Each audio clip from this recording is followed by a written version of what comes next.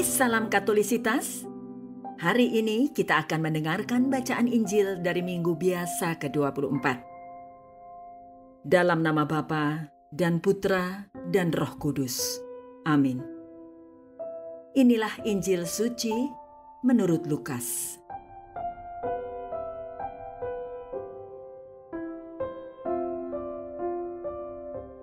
Para pemungut cukai dan orang-orang berdosa biasa datang kepada Yesus untuk mendengarkan Dia.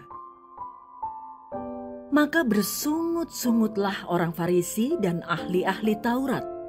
Katanya, Ia menerima orang-orang berdosa dan makan bersama-sama dengan mereka.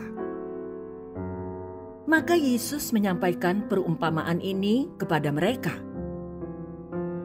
Siapakah di antara kamu yang mempunyai 100 ekor domba lalu kehilangan seekor, tidak meninggalkan yang 99 ekor di padang gurun, dan pergi mencari yang sesat itu sampai ia menemukannya? Dan kalau telah menemukannya, ia meletakkan domba itu di atas bahu dengan gembira, dan setibanya di rumah, ia memanggil sahabat-sahabat dan tetangga-tetangganya, serta berkata, "Bersukacitalah bersama aku, sebab dombaku yang hilang itu telah kutemukan." Aku berkata kepadamu, demikian juga akan ada sukacita di surga karena satu orang berdosa yang bertobat, lebih daripada sukacita karena 99 orang benar yang tidak memerlukan pertobatan. Atau perempuan manakah yang mempunyai 10 dirham, lalu kehilangan satu di antaranya, tidak menyalakan pelita dan menyapu rumah serta mencarinya dengan cermat sampai ia menemukannya. Dan kalau telah menemukannya, ia memanggil sahabat-sahabat dan tetangga-tetangganya serta berkata, "Bersukacitalah bersama aku, sebab dirhamku yang hilang itu telah kutemukan." Aku berkata kepadamu, demikian juga akan ada sukacita pada malaikat-malaikat Allah karena satu orang berdosa yang bertobat. Yesus berkata lagi, ada seorang mempunyai 2 anak laki-laki. Kata yang bungsu kepada ayahnya, "Bapa, berikanlah kepadaku bagian harta milik kita yang menjadi hakku." Lalu ayahnya membagi-bagikan harta kekayaan itu di antara mereka. Beberapa hari kemudian anak bungsu itu menjual seluruh bagiannya itu, lalu pergi ke negeri yang jauh. Di sana ia memboroskan harta miliknya itu dengan hidup berfoya-foya.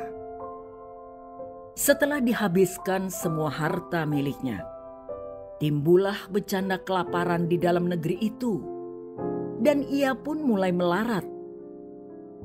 Lalu ia pergi dan bekerja pada seorang majikan di negeri itu. Orang itu menyuruhnya ke ladang untuk menjaga babi. Lalu ia ingin mengisi perutnya dengan ampas yang menjadi makanan babi itu. Tetapi tidak seorang pun yang memberikannya kepadanya. Lalu ia menyadari keadaannya. Katanya, "Betapa banyaknya orang upahan Bapakku yang berlimpah-limpah makanannya. Tetapi aku di sini mati kelaparan. Aku akan bangkit dan pergi kepada Bapakku dan berkata kepadanya, Bapa, aku telah berdosa terhadap surga dan terhadap Bapa. Aku tidak layak lagi disebutkan anak Bapa. Jadikanlah aku sebagai salah seorang upahan Bapa." Maka bangkitlah ia dan pergi kepada bapaknya. Ketika ia masih jauh, ayahnya telah melihat dia. Lalu tergeraklah hatinya oleh belas kasihan. Ayahnya itu berlari mendapatkan dia, lalu merangkul dan mencium dia. Kata anak itu kepadanya, "Bapa, Aku telah berdosa terhadap surga dan terhadap Bapa. Aku tidak layak lagi disebutkan anak Bapa." Tetapi ayah itu berkata kepada hamba-hambanya, "Lekaslah, bawa kemari jubah yang terbaik. Pakaikanlah itu kepadanya. Pasanglah cincin pada jarinya dan sepatu pada kakinya. Dan ambillah anak lembu tambun itu, sembelihlah dia, dan marilah kita makan dan bersuka cita. Sebab anakku ini telah mati dan menjadi hidup kembali. Ia telah hilang dan didapat kembali." Maka mulailah mereka bersukaria. Tetapi anaknya yang sulung sedang berada di ladang. Ketika pulang dan dekat ke rumah, ia mendengar bunyi seruling dan nyanyian tari-tarian. Lalu ia memanggil salah seorang hamba dan bertanya kepadanya, "Apa arti semuanya itu?" Jawab hamba itu, "Adikmu telah kembali dan ayahmu telah menyembelih anak lembu tambun, karena ia mendapat kembali anak itu dengan sehat." Maka marahlah anak sulung itu, dan ia tidak mau masuk. Lalu ayahnya keluar dan berbicara dengan dia. Tetapi ia menjawab ayahnya, katanya, "Telah bertahun-tahun aku melayani Bapa, dan belum pernah aku melanggar perintah Bapa. Tetapi kepadaku belum pernah Bapa memberikan seekor anak kambing pun untuk bersuka cita dengan sahabat-sahabatku. Tetapi baru saja datang anak Bapa yang telah memboroskan harta kekayaan Bapa bersama dengan pelacur-pelacur. Maka Bapa menyembelih anak lembu tambun itu untuk dia." Kata ayahnya kepadanya, "Anakku, engkau selalu bersama-sama dengan aku, dan segala kepunyaanku adalah kepunyaanmu. Kita patut bersuka cita dan bergembira, karena adikmu telah mati dan menjadi hidup kembali. Ia telah hilang dan didapat kembali." Demikianlah sabda Tuhan.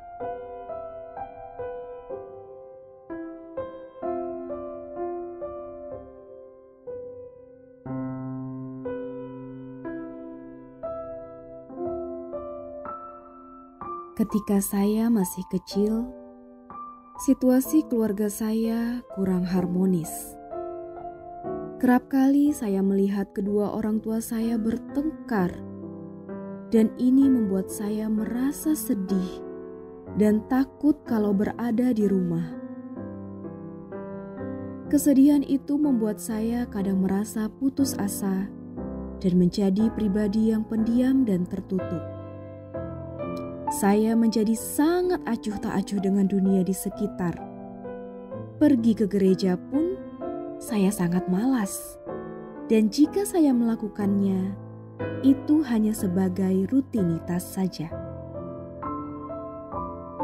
Saat itu saya berpikir bahwa Tuhan tidak peduli dengan saya karena membiarkan situasi yang buruk itu terjadi di keluarga saya. Saya menyalahkan Tuhan karena hal itu. Harga diri saya sepertinya hilang dan tidak memiliki semangat untuk bangkit kembali.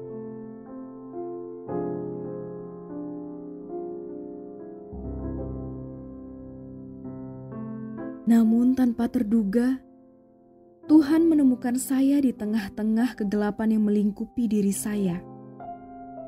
Ia memberikan saya jalan untuk bisa keluar dari situasi itu dengan caranya yang tidak pernah saya pikirkan sebelumnya.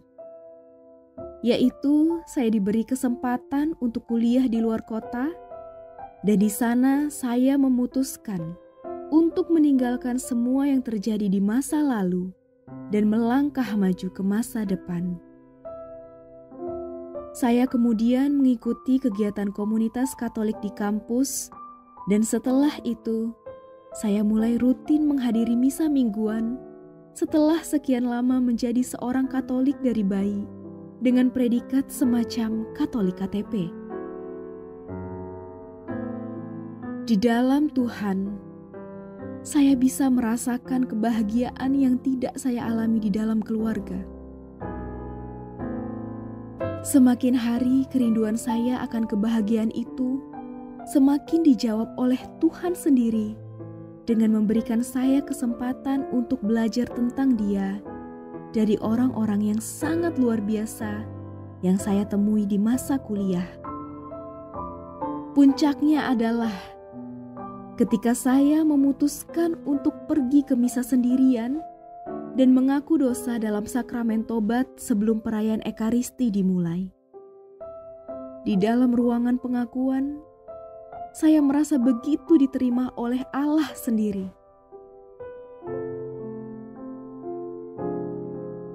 Saya menjadi seperti domba yang hilang yang ditemukan kembali oleh Sang Gembala. Telah sekian lama, saya pun hilang, terpisah darinya. Namun akhirnya saya pulang dan diterima kembali di dalam rumahnya.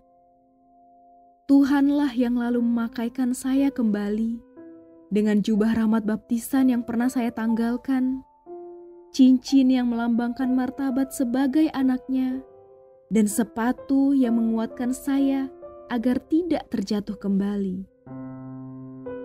Sebuah kegembiraan yang sangat luar biasa saya alami setelah keluar dari ruang pengakuan itu. Saya diubah olehnya. Saya masuk dengan beban yang berat karena dosa dan keluar sebagai seorang yang baru, yang melangkah ringan karena dibebaskan dari ikatan dosa. Saya kemudian menerima komuni kudus dengan perasaan haru yang tak terlukiskan. Tidak ada kalimat yang dapat menggambarkannya. Kedamaian Tuhan sendiri meresap dan menjadi satu di dalam hati saya. Saya sungguh-sungguh merasa dikasihi oleh Tuhan.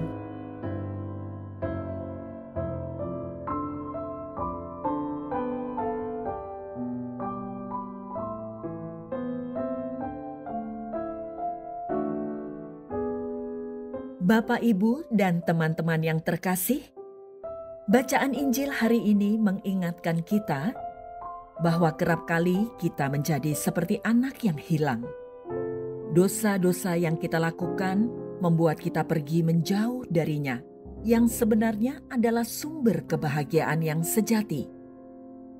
Kita sering merasa lebih tahu apa yang baik bagi diri kita sendiri dan tidak mau mengikuti kehendak Tuhan. Kita tidak mau membiarkan Tuhan membimbing kita karena kita sudah merasa terlalu nyaman dengan pengertian kita yang terbatas tentang kebahagiaan, yang sebenarnya bukan kebahagiaan sejati. Namun pada satu titik itu pun, Tuhan tetap terus mencari kita yang hilang ini. Ia bagaikan gembala yang tidak berhenti mencari dombanya yang hilang, sampai menemukannya kembali. Ia tidak duduk diam menunggu kita untuk pulang, tetapi Dialah yang mencari dan mendatangi kita yang berdosa ini, agar mau bertobat dan kembali ke rumahnya. Yesus sendiri menyatakan bahwa Ia datang untuk menyelamatkan orang-orang berdosa dan tidak menolak mereka yang datang kepadanya, asalkan sungguh mau bertobat. Kerahiman Tuhan selalu memancar bagi mereka yang memohon kepadanya, dan tidak ada satu dosa pun yang lebih besar dibandingkan dengan kerahimannya itu. Kristus menghendaki agar kita dapat kembali berbahagia bersama dengan Dia. Kristus dengan rindu menantikan kita dalam sakramen tobat, agar dapat mencurahkan belas kasih dan rahmat pengampunannya yang mengalir dari kurban salibnya. Rahmat pengampunan Allah itu mengembalikan rahmat pengudusan yang sempat hilang akibat dosa, dan kita kembali dapat hidup sebagai anak-anaknya dan bersukacita bersama Dia menuju ke kehidupan kekal. Betapa kita pantas bersyukur bahwa kita dapat menerima rahmat sakramen tobat ini dengan cuma-cuma. Padahal akibatnya sangatlah luar biasa. Sakramen tobat tidak hanya memberi pengampunan dan kesembuhan dari luka-luka batin kepada orang yang menerimanya, tetapi juga mendatangkan sukacita bagi para malaikat dan para kudus di surga. Namun demikian, pengalaman sebagai domba yang hilang tidak hanya berlaku kepada mereka yang pernah melakukan dosa yang ekstrim ataupun kesalahan yang besar. Sebab, sekalipun kita tidak pernah terlalu jauh dari Allah, mungkin kita rajin ikut pelayanan di komunitas atau di paroki dan sepertinya tidak pernah melakukan dosa yang serius. Kita pun dapat hilang, dalam arti terpisah dari Allah. Yaitu ketika kita merasa bahwa pelayanan kita tidak membawa hidup kita menjadi lebih baik, atau ketika dekat dengan Tuhan menjadi sebuah beban yang membuat kita merasa terkekang karena harus taat melakukan ini dan itu. Kita menjadi pribadi yang bersungut-sungut dan mudah menghakimi orang lain, bahkan menghakimi Tuhan. Dalam keadaan seperti ini, kita tidak menganggap diri sebagai anak yang dikasihi Allah, tetapi kita menganggap bahwa kita ini budak yang dibayar dengan upah yang sangat sedikit. Mari kita melihat dengan jujur ke dalam hati kita. Apakah kita pun pernah memiliki sikap semacam ini? Bapak, Ibu, dan teman-teman yang terkasih, marilah kita mengingat bahwa kita adalah anak-anak yang telah diangkat oleh Allah sendiri dan telah dikasihinya dengan sehabis-habisnya. Sebab Kristus putranya telah diutus untuk wafat dan bangkit demi menebus dosa-dosa kita. Bukankah ini menjadi sebuah rahmat yang begitu besar yang perlu kita syukuri sepanjang waktu? Bahwa Allah yang Maha Kuasa, yang menciptakan segala sesuatu oleh karena Kristus menjadi Bapa bagi kita.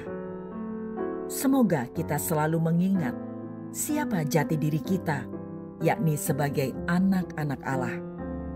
Dengan kasih-Nya, Allah telah menjadikan kita sebagai anggota keluarga besarnya di dalam Kristus.